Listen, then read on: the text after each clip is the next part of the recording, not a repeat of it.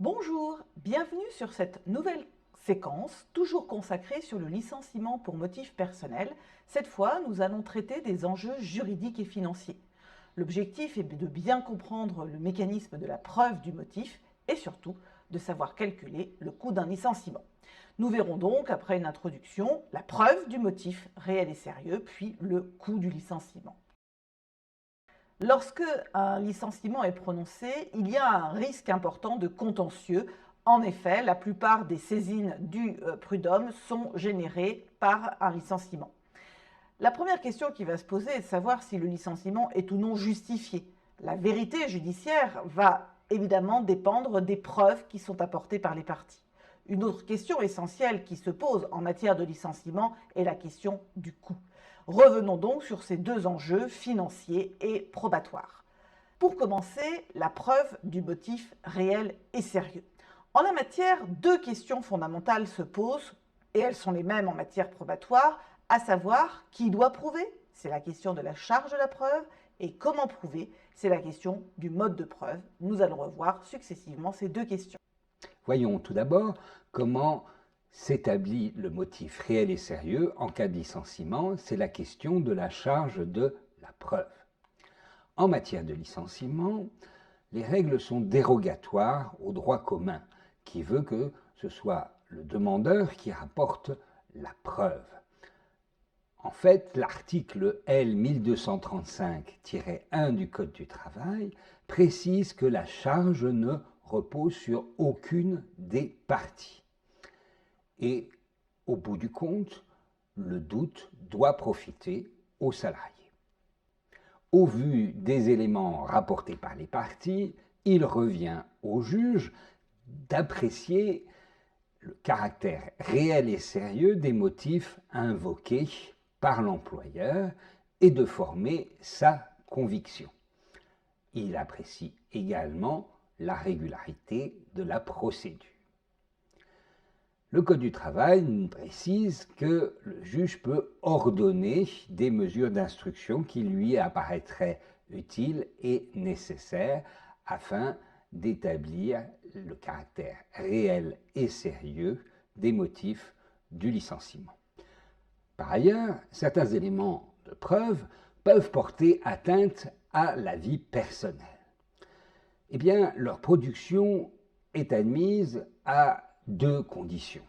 Tout d'abord, que ces éléments rapportés soient indispensables à l'exercice du droit à la preuve. Et deuxième condition, que l'atteinte à la vie privée soit proportionnée au but poursuivi. Quelques exemples. Ainsi, il a été admis qu'un représentant du personnel pouvait produire des documents qui avaient été utilisés pour le décompte de la durée du travail et des repos compensateurs, malgré leur mention nominative. Autre exemple, l'extrait d'un compte privé sur un réseau social qui aurait été obtenu sans stratagème par l'employeur. Quelles sont les preuves que employeurs et salariés peuvent apporter à l'appui de leurs revendications? Un grand principe a été posé en matière prud'homale, la preuve est libre, ce qui est tout à fait classique puisqu'il s'agit de prouver des faits. Il y a en la matière une multiplicité des modes de preuve dont la force probante est variable. Certains documents sont classiques et incontestables. Par exemple, le salarié va fournir son contrat de travail, le bulletin de salaire.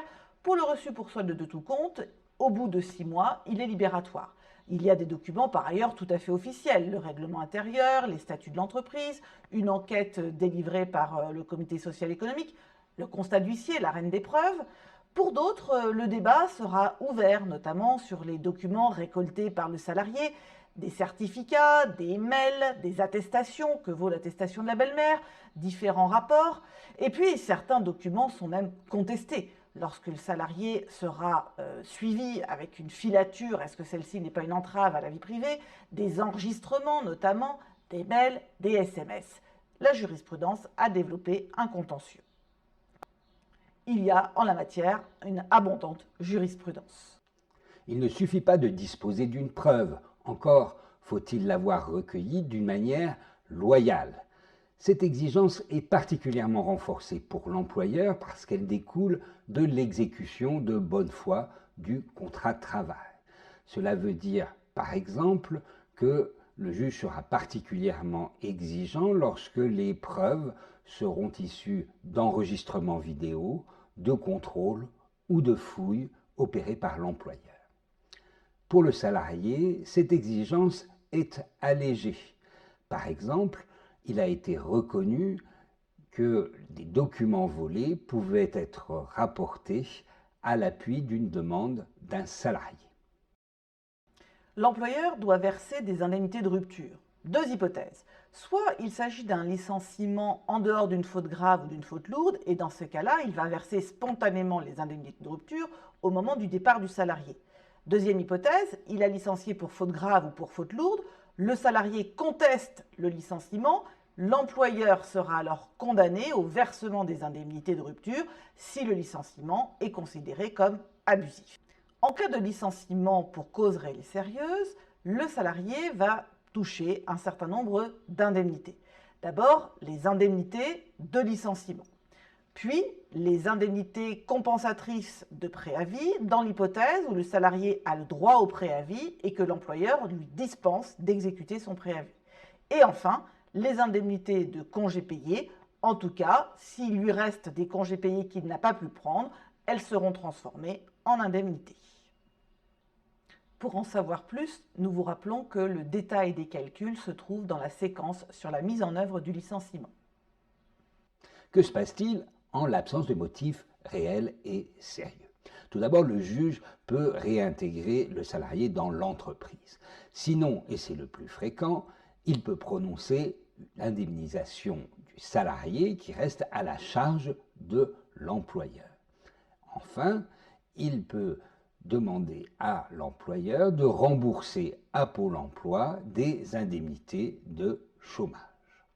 L'indemnisation pour un licenciement sans motif réel et sérieux a été modifiée par l'ordonnance de 2017.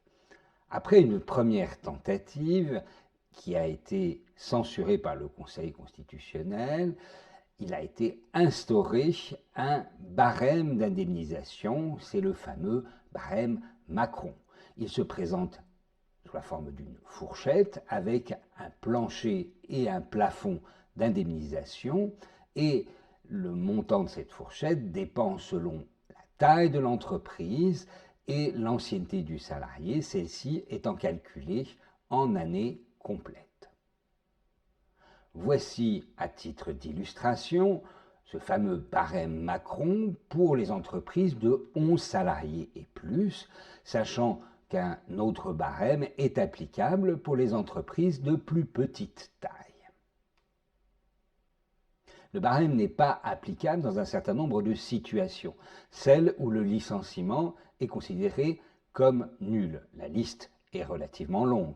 Il peut s'agir des licenciements en violation d'une liberté fondamentale ou à l'occasion d'un harcèlement moral ou sexuel. Cela peut être le cas également lorsque la mesure de licenciement s'avère être une mesure discriminatoire, qu'elle touche des salariés protégés ou des salariés enceintes, ou qu'elle intervienne à l'issue d'un arrêt qui aurait été accordé après un accident du travail ou une maladie professionnelle. Enfin, dans deux hypothèses, celle de la dénonciation d'un crime ou d'un délit par le salarié, ou lorsque celui-ci intente une action pour l'égalité entre les femmes et les hommes. Un débat est né sur la conformité ou non de ce fameux barème Macron aux textes internationaux, notamment la Convention 158 de l'OIT et la Charte sociale. Revenons sur ce débat. On a assisté à partir de 2018-2019 à une fronde de certaines juridictions prud'homales qui, considérant que le barème ne permettait pas une indemnisation adéquate, ont écarté le barème et accordé des indemnisations supérieures, au même moment où d'autres juridictions prud'homales appliquaient bien le barème. La Cour de cassation, saisie pour avis, s'est alors prononcée. Elle a considéré que le barème était bien conforme à la Convention 158 de l'OIT, mais elle a aussi considéré qu'elle n'avait pas à se prononcer par rapport à la charte sociale qui n'avait pas d'effet direct. Les cours d'appel ont alors innové. En effet, certaines juridictions ont alors considéré que si, en général, le barème Macron était bien conforme, dans certaines situations particulières, par un contrôle in concreto de la conventionnalité du barème, il fallait écarter le barème au regard notamment de l'ancienneté du salarié et ont alors accordé des indemnisations supérieures.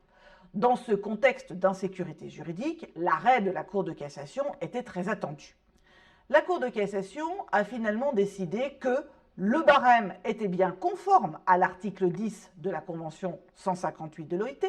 Elle a également confirmé que l'article 24 de la Charte sociale n'avait pas d'effet direct et elle a rejeté le contrôle de conventionnalité in concreto. A priori, la décision de la Cour de cassation devrait mettre fin au débat. Selon la Cour de cassation, le terme « adéquat » qui est exigé dans les textes internationaux permet en effet que l'indemnisation française est suffisamment dissuasive. En effet, elle considère que le fait que l'employeur peut être condamné à rembourser les indemnités versées par Pôle emploi dans l'hypothèse où le salarié est au chômage est suffisamment dissuasive. Elle considère par ailleurs que ça permet une indemnisation adéquate parce que ce barème ne s'applique pas en cas de nullité du licenciement. Que retenir en définitive? Tout d'abord que la charge de la preuve est partagée en matière de licenciement, que les modes de preuve sont variés, peuvent être rapportés librement, mais qu'ils n'ont pas forcément tous la même force probante, que les indemnités de rupture comprennent à la fois les indemnités de licenciement, les indemnités compensatrices de préavis et les indemnités de congés payés. Et qu'enfin, en cas de licenciement sans cause réelle et sérieuse, l'indemnisation du salarié s'opérera selon un barème qui est désormais validé. Merci pour votre attention.